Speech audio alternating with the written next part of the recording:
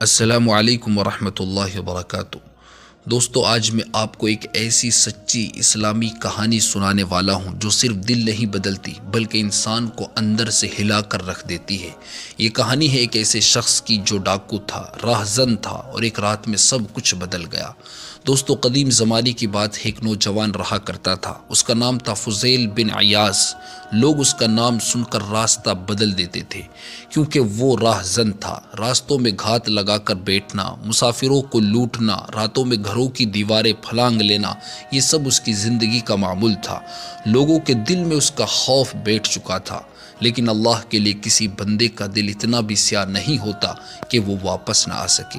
ایک رات ہر طرف گہری خاموشی۔ فضیل ایک عورت کے گھر کی دیوار چڑھنے والا تھا۔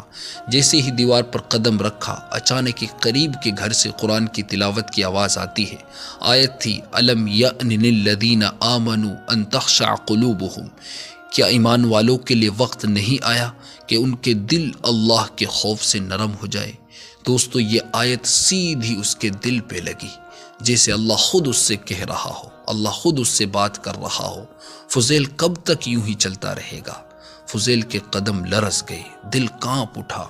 اس نے آسمان کی طرف دیکھا اور کہا، یا اللہ، ہاں، وقت آ گیا ہے۔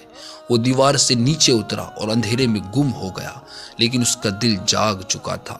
فضیل رات ہی رات جنگل کی طرف نکل گیا۔ وہاں کوئی نہ تھا، صرف خاموش رات اور اللہ کے سامنے ٹوٹا ہوا انسان۔ وہ زمین پر گر گیا اور روتے ہوئے کہنے لگا، رب کریم، میں بہت گناہ کر چکا ہوں۔ میں نے تیرے بندوں کو ستایا، لیکن آج میں تیرے در پہ آیا ہوں، مجھے معاف کر دے۔ دوستو، وہ پوری رات سجدے میں روتا رہا۔ وہی آنسو اس کی زندگی کا رخ موڑ گئے۔ وہی رات اس کی ہدایت کی رات تھی۔ اسی لمحے اس نے فیصلہ کر لیا، آج کے بعد میں کبھی گناہ نہیں کروں گا، میں اللہ کے راستے کا مسافر بنوں گا۔ توبہ کے بعد فضیل نے علم دین حاصل کرنا شروع کیا۔ راتوں میں اللہ کے سامنے کھڑا رہتا، اتنا روتا کہ زمین تک گیلی ہو جاتی۔ لوگ اس کے درس میں بیٹھتے تو دل نرم ہو جاتے۔ اس کی باتوں میں تاثیر تھی، نور تھا، ہدایت تھی۔